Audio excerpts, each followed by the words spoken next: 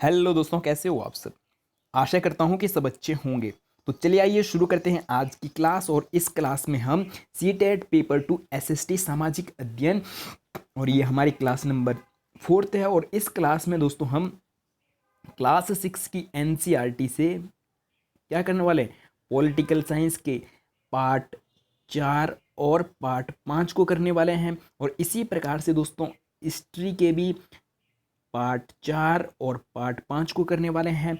और इसी प्रकार से ज्योग्राफी के भी दोस्तों पार्ट 4 और 5 पार्ट 5 को इस क्लास में करने वाले हैं। और इससे पहले के जो दोस्तों चैप्टर हैं क्लास 6 के, अगर हम बात करते हैं कि चैप्टर 1, चैप्टर 2, चैप्टर 3 तीनों ही बुकों के, तो उनको हम पिछले क्लासों में कर चुके हैं। अगर अभी तक आपने वो वीडियो नहीं देखी है तो उन वीडियो को भी जरूर जाकर देख सकते हैं। तो चलिए शुरू करते हैं आज का पहला प्रश्न।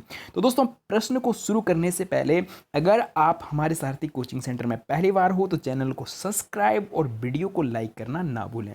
तो चलिए शुरू करते हैं आज के लिए पहला प्रश्न। सड़क, वर्षा, वन तथा उद्योग आदि का वितरण दर्शाने वाले मानचित्र हैं। तो दोस्तों हम सड़कों और वर्षा और वनों और उद्योगों का जो वितरण करते हैं वो कौन से मानचित्र पर करते हैं। तो ऑप्शन ए है भौतिक मानचित्र, और बी है राजनीतिक मानचित्र, और सी है थेमेटिक मानचित्र, और डी है उपयुक्त सभी। तो दोस्तों इसका जो सही उत्तर हो जाएगा वो हो जाएगा ऑप्शन नंबर सी। सही उत्तर हो जाएगा कि थेमेटिक मानचित्र में हम सड़क, वर्षा, वन, उद्योग आदि का वितरण को दर्शाते हैं। ठीक है। और अगला प्रश्न दोस्तों इस पर इसी प्रकार से बन सकता है कि भौतिक मानचित्र के अंतर्गत हम कौन सी चीज़ों को दर्शाते हैं। तो दोस्तों भौतिक मानचित्र में हम जैसे झरने, पहाड़, पर्वत और मैदान, पठार और नदियाँ, नहरें और महासागरों को हम भौतिक मानचित्र के अंतर्गत दर्शाते हैं। और अगर बात करें कि राजनीतिक मानचित्र के अंतर्गत हम किसे दर्शाते हैं, तो दोस्तों राजनीतिक मानचित्र के अंतर्गत हम जैसे अंतर्राष्ट्रीय सीमा हो गया, दो देशों के बीच अंतर्राष्ट्रीय सीमाओं को, और राष्ट्रीय सीमाओं को, और किसी राज्य की डिस्ट्रिक्ट की सीमाओं को, और किसी डिस्ट्रिक्ट के नगरों की सीमाओं को, और गांव की सीमाओं को। तो इस प्रकार से अगर हम सीमाओं की बात करें तो सीमाओं को हम कौन से मानचित्र में प्रदर्शित करते हैं, तो राजनीतिक मानचित्र में प्रदर्शित करते हैं। और थेमेटिक मानचित्र का हमने समझ ही लिया है कि सड़क, वर्षा, वन, उद्योग आदि का वितरण हम इसमें थेमेटिक मानचित्र के द्वारा करते हैं। तो चलिए दोस्तों बढ़ते हैं अगले प्रश्न की ओर। अगला जो दोस्तों प्रश्न है प्रश्न नंबर 59, और इससे पहले के प्रश्न दोस्तों हम पिछले कक्षाओं में कर चुके हैं। ठीक है। तो प्रधान दिग्बिंदु कौन सा होता है। ऑप्शन ए है 4 मुख्य दिशाएं, उत्तर, दक्षिण, पूर्व, पश्चिम को प्रधान दिग्बिंदु कहा जाता है। और ऑप्शन बी है प्रतीकों को, और सी है खाका, और डी है रेखा चित्र। तो दोस्तों इसका सही उत्तर हो जाएगा ऑप्शन नंबर ए। सही उत्तर हो जाएगा। अब समझ लेते हैं कि ये प्रधान दिग्बिंदु क्या होता है। तो आइए समझते हैं। तो दोस्तों ये हो गई मुख्य 4 दिशाएं। ठीक है। तो ये हो जाएगी पूरब, और ये हो जाएगी पश्चिम, और ये हो जाएगी दोस्तों ऊपर उत्तर, और नीचे ये वाली हो जाएगी दक्षिण। तो दोस्तों पूरब, पश्चिम, उत्तर, दक्षिण को मिलाने वाली जो दोस्तों ये वाले बिंदु है, जहां पे ये एक दूसरे को प्रतिच्छेद कर रही है, तो दोस्तों इसे ही हम क्या कहते हैं, प्रधान दिग्बिंदु कहते हैं। ठीक है। तो दोस्तों मुख्य रूप से दिशाएं कितनी होती है, 4 होती है, और 4 इसकी उपदिशाएं होती है। अब समझ लेते हैं कि भैया ये उपदिशाएं कौन कौन सी होती है। तो दोस्तों इस प्रकार से अगर हम बात करें ये वाली कौन सी दिशा हो जाएगी, तो ये वाली हो जाएगी दोस्तों उत्तर, पूरब। ठीक है। और अगर हम बात करते हैं ये वाली दिशा कौन सी हो जाएगी, तो ये वाली हो जाएगी उत्तर, पश्चिम। और अगर हम बात करते हैं ये वाली दिशा, तो ये हो जाएगी दोस्तों दक्षिण, पश्चिम। ठीक है। और अगर हम बात करते हैं ये कौन सी दिशा है, तो ये वाली हो जाएगी दोस्तों दक्षिण और पूरब। ठीक है। तो ये होगी दोस्तों 8 दिशाएं। मुख्य रूप से दिशाएं 4 होती है, और 4 उपदिशाएं होती है। और अगर हमें प्रश्न पूछा जाएगा कि भाई प्रतीक चिन्ह क्या होते हैं, तो दोस्तों अगर हम बात करते हैं जो मानचित्र है, मानचित्र पर जब हम किसी चीज़ को दर्शाते हैं, जैसे अगर हमें मान लो कि हमें किसको जलाशय को दर्शाना है तो उसे हम नीले उससे दर्शा देते हैं, और मान लो कि हमें नहर को दर्शाना है या नदियों को दर्शाना है तो उसे भी हम नीले उससे दर्शा देते हैं। और अगर मान लो कि हमें क्या है सड़क को दर्शाना है, पक्के सड़कों को दर्शाना है, तो दोस्तों हम उसको जो दर्शाते हैं उसको हम काले लाइन से इस प्रकार से, अगर पक्की सड़क दर्शानी है तो इस प्रकार से काले उससे दर्शाएंगे, और अगर हमने कच्ची सड़क को दर्शाना है तो कच्ची सड़क को दोस्तों हम इस प्रकार से डॉट डॉट करके दर्शाते हैं। तो इन्हें ही दोस्तों क्या कहा जाता है, प्रतीक चिन्ह कहा जाता है। ठीक है, और अगला है दोस्तों खाका, कि खाका किसे कहते हैं। तो दोस्तों एक छोटे क्षेत्र का बड़े पैमाने पर खींचा गया रेखा चित्र ही क्या होता है, खाका कहलाता है। और अगला जो दोस्तों डी है, डी रेखा चित्र किसे कहते हैं, जब दोस्तों आप अपने पते का या आप अपने घर का या आप जिस स्कूल में पढ़ाते हैं उस स्कूल का जो पता बता रहे हैं, किसी अपने दोस्त को बता रहे हैं कि आप लोगों को क्या करना है कि मेन स्टेशन से 100 मीटर पूर्व दिशा में जाना है और उसके बाद दाएं मुड़कर 50 मीटर चलकर आना है और उसके बाद फिर से बाएं मुड़कर 10 मीटर चलना है। इस प्रकार से जब आप बोलते हैं और इस प्रकार से जो ये बना हुआ जो क्या है रेखा चित्र है, इसे ही क्या कहा जाता है दोस्तों, रेखा चित्र कहा जाता है। ठीक है, और इस पर एक प्रश्न बनता ही बनता है। ठीक है, तो चलिए बढ़ते हैं दोस्तों अगले प्रश्न की ओर। अगला जो दोस्तों प्रश्न है, प्रश्न नंबर 60, दिक्सूचक का उपयोग किसके लिए किया जाता है। और दोस्तों बहुत बहुत इंपॉर्टेंट प्रश्न है कि दिक्सूचक का उपयोग हम किसके लिए करते हैं। ऑप्शन ए है प्रतीकों को दिखाने के लिए, और बी है मुख्य दिशाओं का पता लगाने के लिए, और सी है दूरी मापने के लिए, और डी है उपयुक्त सभी।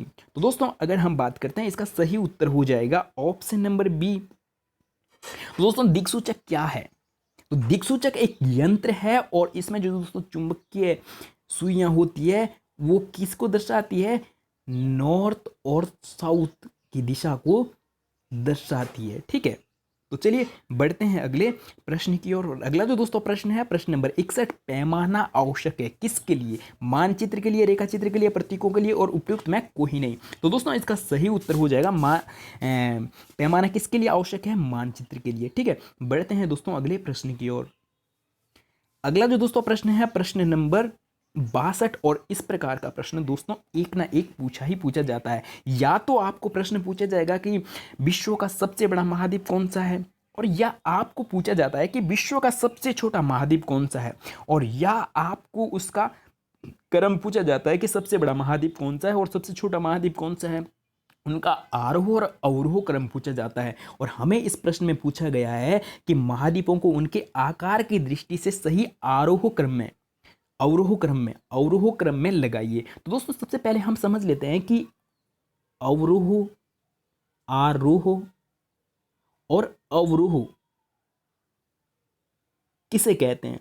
तो कभी कभी हमें क्या होता है, हमें इनका सीक्वेंस भी पता है, लेकिन आरोह और अवरोह ये क्या है, खेल बिगाड़ देता है और हमारा प्रश्न गलत हो जाता है। तो दोस्तों आरोह का मतलब है कि मान लो कि हमें यहाँ पे संख्या दी हुई है 8, 7, 6, 12 और 1, हमें ये संख्या दी है और इन्हें हम आरोह क्रम में लगाना है। तो इनका जो दोस्तों आरोह क्रम हो जाएगा, पहले सबसे छोटी कौन सी है, 1 है, और 1 के बाद 6 है, 6 के बाद 7 है, 7 के बाद 8 है, 8 के बाद 12। तो दोस्तों ये इनका आरोह क्रम हो जाएगा कि हम छोटे से बड़े की ओर बढ़ रहे हैं।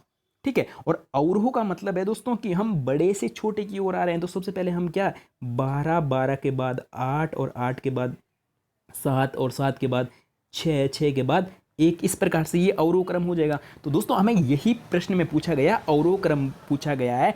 तो हमें सबसे पहले सबसे बड़े महाद्वीप को बताना है और उसके बाद दूसरे नंबर, तीसरे नंबर का, चौथे नंबर का, पांचवें नंबर का। ठीक है, तो इसी प्रकार से हमें बताना है। और अगर हम बात करते हैं कि महाद्वीप कितने हैं दोस्तों, हमारे संसार में महाद्वीप कितने हैं, तो 7 महाद्वीप हैं। ठीक है, 7 महाद्वीप हैं। आइए तो हमें अवरोह क्रम समझ लेते हैं। ऑप्शन ए कह रहा है कि ऑस्ट्रेलिया, ये सबसे बड़ा ऑस्ट्रेलिया, उसके बाद यूरोप, यूरोप के बाद आर्कटिक, आर्कटिक के बाद दक्षिण अमेरिका, उसके बाद उत्तर अमेरिका और अफ्रीका और एशिया। ठीक है, और ऑप्शन बी है एशिया, अफ्रीका, उत्तर अमेरिका, दक्षिण अमेरिका, आर्कटिक और ऑस्ट्रेलिया और यूरोप, और कथन सी है एशिया, अफ्रीका और दक्षिण अमेरिका, उत्तर अमेरिका और आर्कटिक और यूरोप, ऑस्ट्रेलिया। और कथन डी है दोस्तों एशिया, अफ्रीका, उत्तर अमेरिका, दक्षिण अमेरिका, आर्कटिक, यूरोप और ऑस्ट्रेलिया। तो दोस्तों इसका सही उत्तर हो जाएगा ऑप्शन नंबर डी, इसका सही उत्तर हो जाएगा। ये हो जाएगा अवरोह क्रम वाला। और अगर हमें प्रश्न में अवरोह पूछा जाता तो उसका सही उत्तर दोस्तों ऑप्शन नंबर ए हो जाता। तो चलिए बढ़ते हैं अगले प्रश्न की ओर। अगला जो दोस्तों प्रश्न है प्रश्न नंबर 63, ऐसा कौन सा एकमात्र महाद्वीप है जिससे होकर कर्क रेखा, मकर रेखा, भूमध्य रेखा तीनों रेखाएं होकर गुजरती है? ऑप्शन है एशिया महाद्वीप, और बी है अफ्रीका महाद्वीप, और सी है ऑस्ट्रेलिया महाद्वीप, और डी है उत्तर अमेरिका महाद्वीप। तो दोस्तों ऐसा एकमात्र विश्व का जो महाद्वीप है वो है अफ्रीका महाद्वीप। और अफ्रीका महाद्वीप दोस्तों उससे कर्क रेखा, भूमध्य रेखा और मकर रेखा तीनों रेखाएं होकर गुजरती है। तो चलिए दोस्तों हम बढ़ते हैं अगले प्रश्न की ओर। और अगला जो दोस्तों प्रश्न है प्रश्न नंबर 64, और ये भी दोस्तों बहुत बहुत इंपॉर्टेंट प्रश्न है। पनामा स्थल संधि कौन से महाद्वीप, पनामा स्थल संधि से कौन से महाद्वीप जुड़े हैं?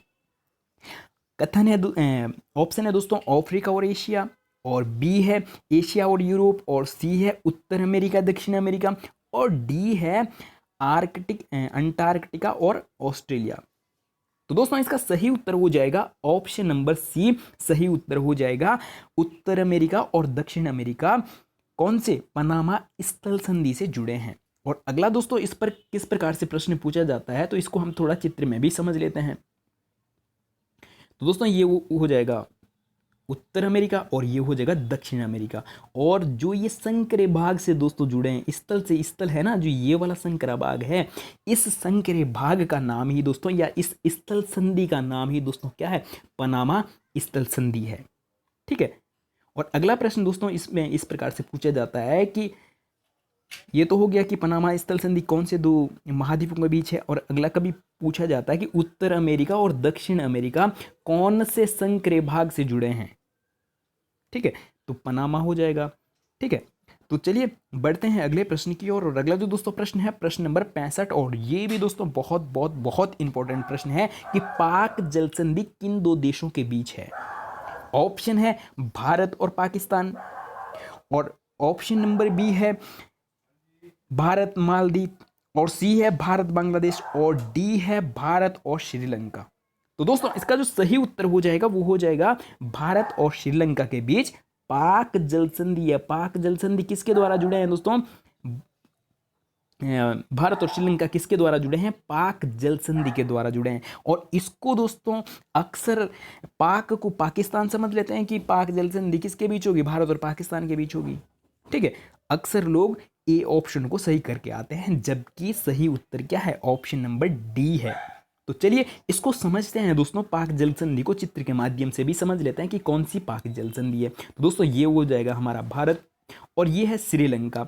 और श्रीलंका और भारत के बीच जो दोस्तों ये जल है, जल से जुड़े हैं ना, स्थल से स्थल तो नहीं जुड़े हैं जिस प्रकार से उत्तर अमेरिका और दक्षिण अमेरिका जुड़े हैं। तो इनके बीच जो ये जल है, इस जल को ही क्या कहा जाता है दोस्तों? इस जल को, जल के द्वारा जो जुड़े हैं भारत और श्रीलंका, इसे ही क्या कहा जाता है? पाक जल संधि कहा जाता है। तो चलिए दोस्तों हम बढ़ते हैं अगले प्रश्न की ओर, और आशा करता हूं कि आप ये दोनों ही प्रश्नों को अच्छे से समझ गए होंगे। अगला जो दोस्तों हमारे पास प्रश्न है प्रश्न नंबर 66, बेरिंग जल संधि किन दो महासागरों के बीच है? दोस्तों बहुत बहुत इंपॉर्टेंट प्रश्न है और सीटेट एग्जाम में कई बार पूछा भी गया है। ऑप्शन है प्रशांत और आर्कटिक महासागर, और बी है प्रशांत और हिंद महासागर, और सी है प्रशांत और अटलांटिक महासागर, और डी है दक्षिण महासागर और हिंद महासागर। तो दोस्तों सबसे पहले हम ये जान लेते हैं कि महासागरों की संख्या कितनी है, या संसार में कितने महासागर हैं। तो दोस्तों संसार में 5 महासागर हैं। और अगर हम बात करते हैं कि कौन कौन से महासागर हैं, कि सबसे बड़ा कौन सा है, उसके बाद उनके घटते क्रम में दर्शाते हैं, तो दोस्तों सबसे बड़ा प्रशांत महासागर है। और प्रशांत महासागर के बाद दोस्तों अटलांटिक, अटलांटिक है, और अटलांटिक के बाद दोस्तों तीसरे नंबर का हिंद महासागर है, ठीक है, और चौथे नंबर का दोस्तों दक्षिण महासागर है, और पांचवें नंबर का जो दोस्तों महासागर है वो है आर्कटिक महासागर। आर्कटिक महासागर, ये हो गया दोस्तों इनका क्रम, और ये 5 महासागर हैं। और हमें पूछा गया है कि बेरिंग जल संधि किन 2 महासागरों के बीच है। तो दोस्तों इसका सही उत्तर हो जाएगा ऑप्शन नंबर ए, सही उत्तर हो जाएगा प्रशांत और आर्कटिक महासागर। बढ़ते हैं अगले प्रश्न की ओर।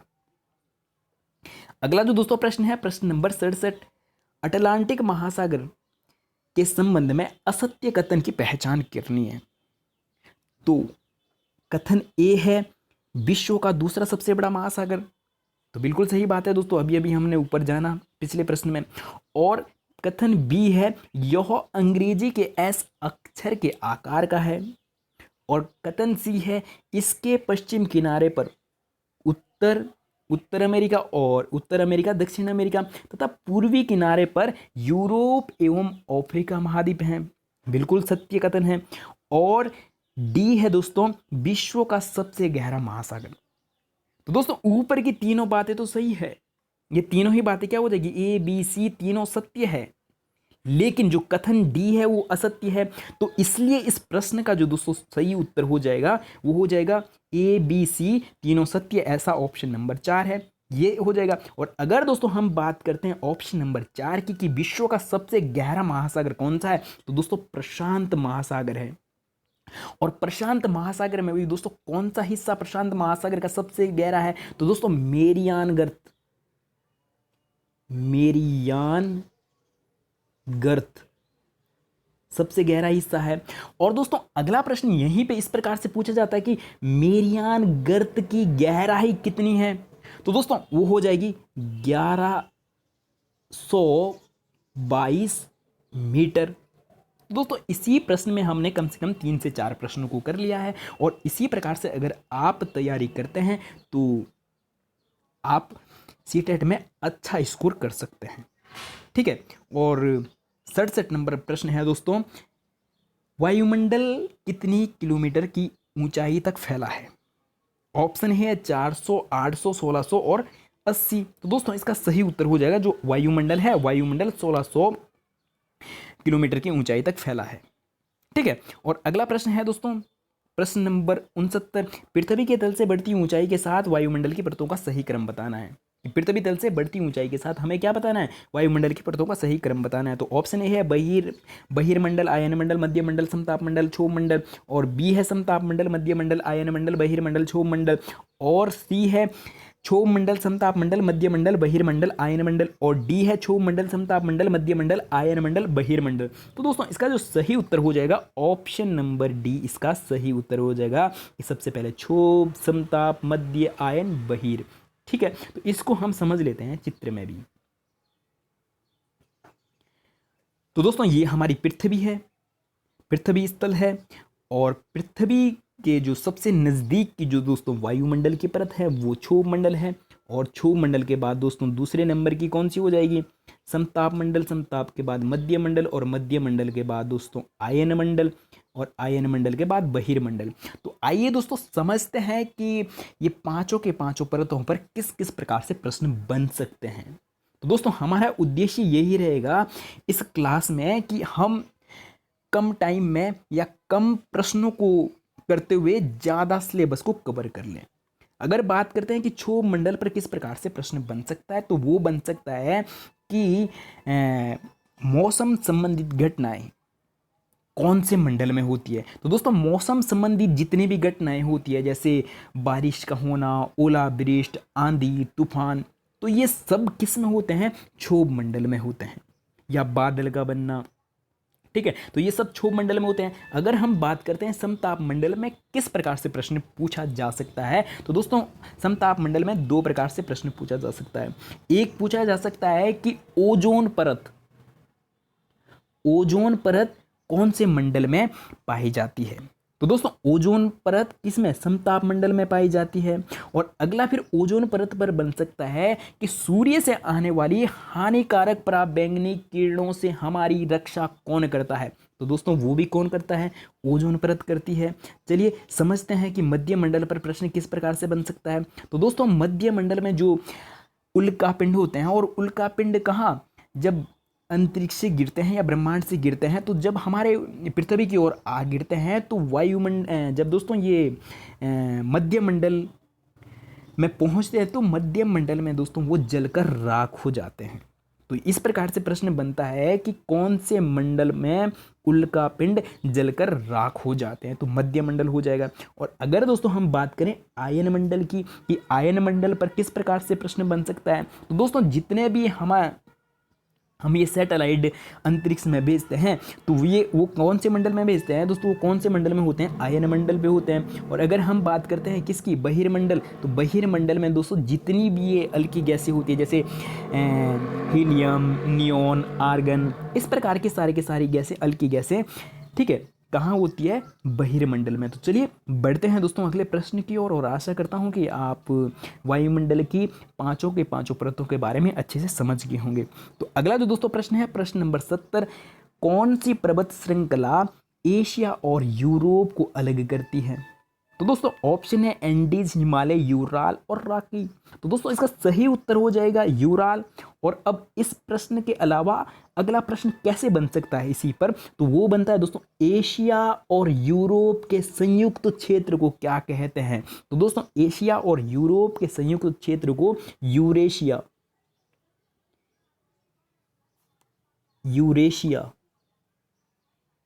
कहा जाता है। ठीक है, तो यहाँ पे भी दो प्रश्न कंप्लीट हो गए हैं। तो चलिए बढ़ते हैं दोस्तों अगले प्रश्न की ओर।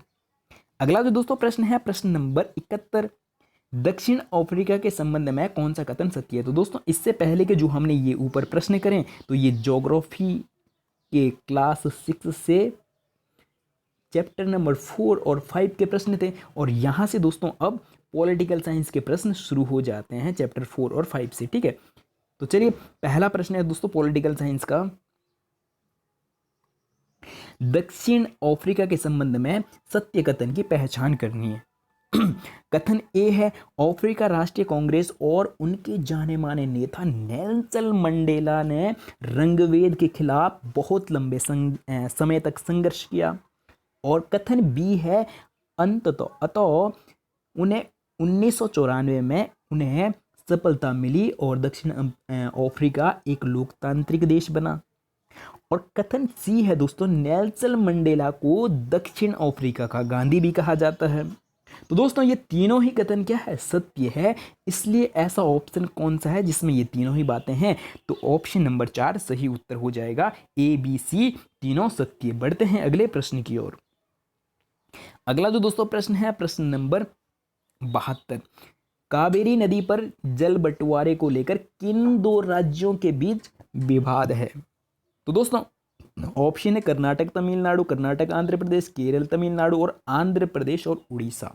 तो इसका सही उत्तर हो जाएगा साथियों ऑप्शन नंबर ए सही उत्तर हो जाएगा, कर्नाटक और तमिलनाडु। और अगला प्रश्न दोस्तों इस प्रकार से बन सकता है कि जब दो राज्यों के बीच क्या होता है, विवाद होता है, ठीक है, या केंद्र सरकार और राज्य सरकार के बीच विवाद होता है, तो उनको सुलझाने का काम कौन करता है, संसद करती है, या भारत का सर्वोच्च न्यायालय करता है, या वो दोनों राज्य आपस में बैठकर उस मामले को सुलझाते हैं।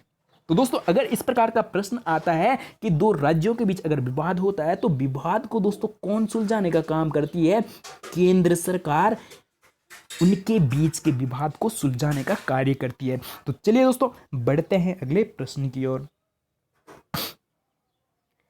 अगला जो दोस्तों प्रश्न है, प्रश्न नंबर 73, और बहुत बहुत इंपॉर्टेंट प्रश्न है। ग्राम सभा के संदर्भ में सत्य कथन की पहचान करनी है। कथन फर्स्ट है दोस्तों, ग्राम सभा एक पंचायत क्षेत्र में रहने वाले वयस्कों की सभा होती है।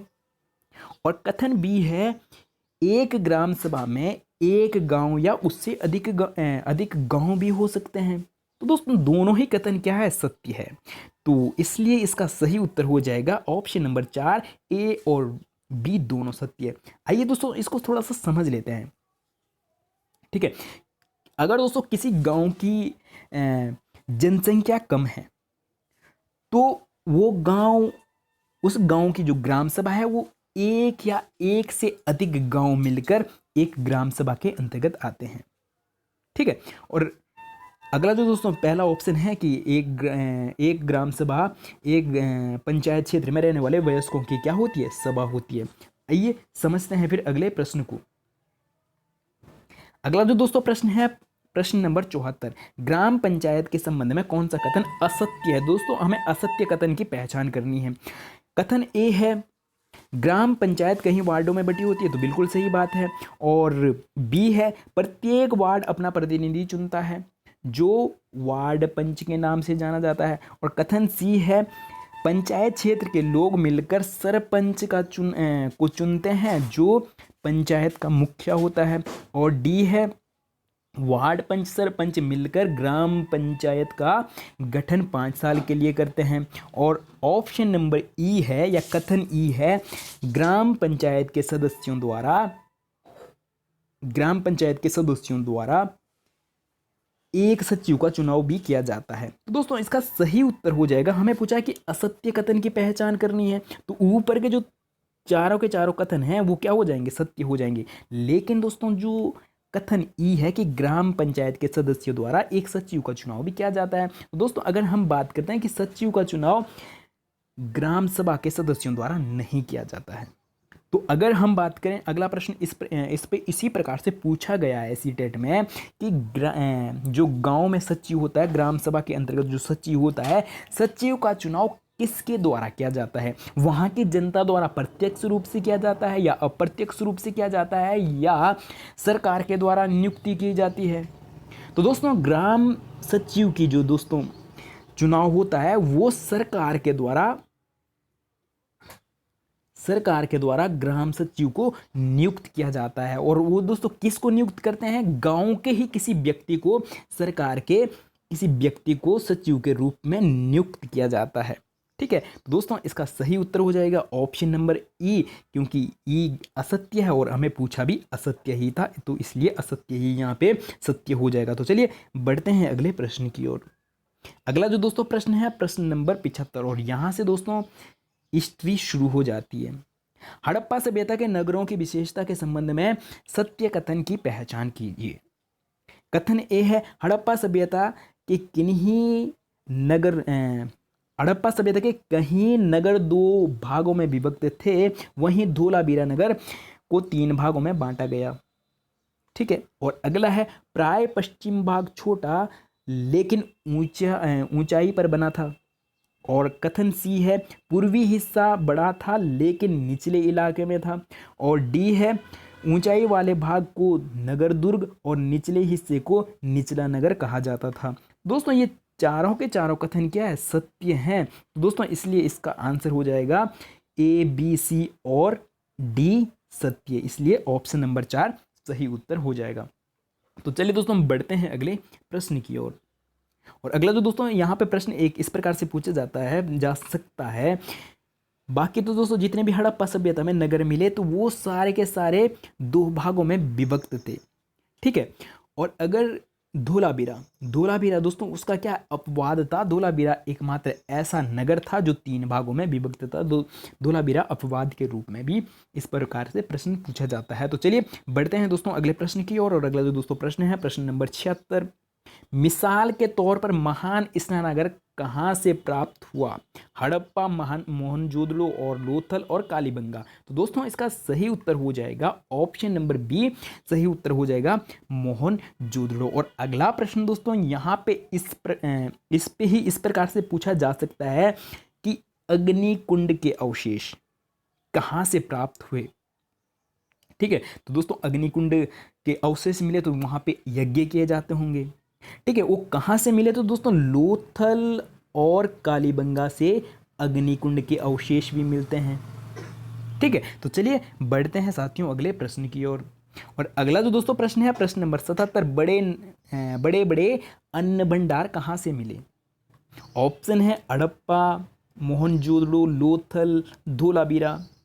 और हमें ऑप्शन दिए गए हैं ए और बी तीनों सत्य, ए बी सी सत्य और केवल बी सत्य और केवल ए सत्य, ए बी सी तीनों असत्य। तो दोस्तों इसका जो सही उत्तर हो जाएगा कि बड़े अन्न भंडार कहाँ से प्राप्त हुए, तो दोस्तों हड़प्पा से भी मिले, मोहनजोदड़ो से भी मिले और लोथल से भी मिले। तो दोस्तों ए बी सी तीनों क्या हो जाएंगे, सत्य, इसलिए ऑप्शन नंबर फर्स्ट इसका सही उत्तर हो जाएगा। चलिए बढ़ते हैं दोस्तों अगले प्रश्न की ओर।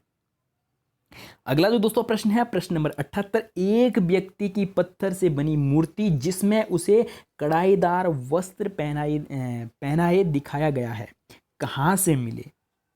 तो दोस्तों ऑप्शन है मोहनजोदड़ो, हड़प्पा, लोथल, कालीबंगा। तो दोस्तों इसका भी सही उत्तर क्या हो जाएगा, ऑप्शन नंबर ए सही उत्तर हो जाएगा। मोहनजोदड़ो से एक व्यक्ति की क्या मिली है, मूर्ति मिली है और मूर्ति में दोस्तों उसे कढ़ाईदार वस्त्र पहनाए गए हैं। तो अगला दोस्तों यहीं पे इस प्रकार से भी प्रश्न पूछा जा सकता है कि कढ़ाईदार वस्त्रों के जो अवशेष है वो कहाँ से प्राप्त हुए। तो दोस्तों उसका उत्तर भी क्या हो जाएगा, मोहनजोदड़ो ही हो जाएगा। तो चलिए बढ़ते हैं दोस्तों अगले प्रश्न की ओर। और अगला जो दोस्तों प्रश्न है प्रश्न नंबर 79, निम्नलिखित को सुमेलित कीजिए। तांबा, तांबा कहाँ से, राजस्थान से, सोना कर्नाटक से, टीन अफगानिस्तान से और बहुमूल्य पत्थर कहाँ से, गुजरात से प्राप्त हुए। ठीक है, तो दोस्तों ये सारे के सारे ऑप्शन सुमेलित हैं। तो चलिए बढ़ते हैं दोस्तों अगले प्रश्न की ओर। अगला जो दोस्तों प्रश्न है प्रश्न नंबर 80 और ये बहुत बहुत इंपॉर्टेंट प्रश्न है दोस्तों। प्रश्न है प्राचीनता के आधार पर वेदों का सही क्रम बताइए कि सबसे पुराना वेद कौन सा है, उसके बाद कौन सा है। तो हमें क्रम से बताना है। तो वेद कितने हैं दोस्तों, ये भी प्रश्न पूछा जा सकता है। तो वेद 4 हैं और प्राचीनता के आधार पर उनका क्रम बताना है। तो ऑप्शन ए है ऋग्वेद, सामवेद, यजुर्वेद और अथर्ववेद, और बी है ऋग्वेद, यजुर्वेद, सामवेद, अथर्ववेद, और सी है अथर्ववेद दोस्तों रामवेद हो गया, ये सामवेद होना था, सामवेद। ठीक है, ऑप्शन नंबर 3 पे ये क्या होना था, सामवेद होना था, ऋग्वेद, यजुर्वेद। और ऑप्शन नंबर डी है ऋग्वेद, सामवेद और अथर्ववेद, यजुर्वेद। तो दोस्तों इसका जो सही उत्तर हो जाएगा वो हो जाएगा कि सबसे प्राचीन कौन सा है, ऋग्वेद, ऋग्वेद के बाद सामवेद आया, सामवेद के बाद यजुर्वेद आया और यजुर्वेद के बाद अंत में सबसे लास्ट में कौन सा, अथर्ववेद। तो चलिए बढ़ते हैं साथियों अगले प्रश्न की ओर। अगला जो दोस्तों प्रश्न है प्रश्न नंबर 81, ऋग्वेद के संबंध में सत्य कथन की पहचान करनी है। तो दोस्तों ऑप्शन ए या कथन ए है सबसे पुराना वेद है। तो सही बात है कि भैया ऋग्वेद क्या सबसे पुराना वेद है। ठीक है, अगला देख लेते हैं। ऋग्वेद में 1000 से ज़्यादा प्रार्थनाएं जिन्हें सूक्त कहा जाता है। बिल्कुल सही बात है। और कथन सी है सूक्त का मतलब है अच्छी तरह से बोला गया। तो ये बात भी एकदम सही है। और कथन डी है यह विभिन्न देवी देवताओं की स्तुति में रखे गए, इनमें से 3 देवी देवता महत्वपूर्ण 3 देवी देवता अग्नि, इंद्र, सोम। ठीक है, तो दोस्तों इसका सही उत्तर हो जाएगा ए बी सी डी, चारों के चारों सत्य। तो दोस्तों ऑप्शन नंबर 3 सही उत्तर हो जाएगा। और अगला प्रश्न दोस्तों यहाँ पे इस प्रकार से पूछा जा सकता है, जो चौथा जो आपका ऑप्शन है कि अग्नि किसके देवता थे। तो दोस्तों आग के देवता थे। और इंद्र किसके देवता थे, तो दोस्तों युद्ध के देवता थे। और फिर सोम से पूछा जा सकता है, तो दोस्तों सोम क्या था, सोम एक प्रकार का वृक्ष था और इससे दोस्तों एक विशेष प्रकार का पेय पदार्थ तैयार किया जाता था या बनाया जाता था। तो चलिए दोस्तों बढ़ते हैं अगले प्रश्न की ओर। अगला जो दोस्तों प्रश्न है प्रश्न नंबर 82, ऋग्वेद के एक सूक्त में वार्तालाप के रूप में विश्वामित्र नामक ऋषि और देवियों के रूप में पूजित 2 नदियां। तो दोस्तों हमें नदियों को बताना कि वो कौन कौन सी 2 नदियां थी, ब्यास और सतलुज, गंगा और यमुना, और गंगा और ब्रह्मपुत्र, सिंधु और गंगा। तो दोस्तों इसका जो सही उत्तर हो जाएगा किन 2 नदियों के साथ जो विश्वामित्र नामक ऋषि है उनके बीच वार्तालाप या संवाद का वो मिलता है।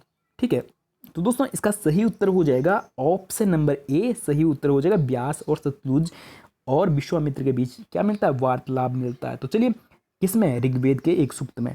बढ़ते हैं दोस्तों अगले प्रश्न की ओर। और अगला जो दोस्तों प्रश्न है प्रश्न नंबर 83। तो दोस्तों अगर आप हमारे सारथी कोचिंग सेंटर में पहली बार हो तो चैनल को सब्सक्राइब और वीडियो को लाइक करना ना भूलें, और साथ में वीडियो को अपने दोस्तों के साथ ज़्यादा से ज़्यादा शेयर भी करना ना भूलें। और आज के लिए जो दोस्तों अंतिम प्रश्न है प्रश्न नंबर 83, वो है एक व्यक्ति की कब्र में 33 सोने के मनके और शंख पाए गए। तो दोस्तों एक व्यक्ति के उससे कितने 33 सोने के मन के और एक शंख पाया गया। दूसरे कंकालों के पास से सिर्फ कुछ मिट्टी के बर्तन पाए गए। ऐसे अवशेष कहाँ से प्राप्त होते हैं? तो दोस्तों ऑप्शन है मेहरगढ़, इनाम गांव, ब्रह्मगिरी और इनमें से कोई नहीं। तो दोस्तों इसका जो सही उत्तर हो जाएगा वो हो जाएगा ब्रह्मगिरी। अब अगला प्रश्न इसी प्रश्न पर किस प्रकार से पूछा जा सकता है? तो वो पूछा जा सकता है कि एक गांव में 33 सोने के मन के, एक कंकाल से इतने मिल रहे हैं और दूसरे कंकाल में सिर्फ क्या मिट्टी के बर्तन मिल रहे हैं। तो ये किस बात को प्रदर्शित कर रहा है या ये किस बात को दर्शा रहा है? तो दोस्तों सामाजिक भिन्नता को ये क्या है कर रहा है, प्रदर्शित कर रहा है। तो चलिए दोस्तों आज के लिए इतना ही, और वीडियो में पूरा बने रहने के लिए बहुत बहुत धन्यवाद। मिलते हैं जल्दी इस प्रकार के नेक्स्ट वीडियो में। अगर आप हमारे साथी कोचिंग सेंटर में पहली बार हो तो चैनल को सब्सक्राइब और वीडियो को लाइक करना ना भूलें। मिलते हैं जल्दी ही नेक्स्ट वीडियो में।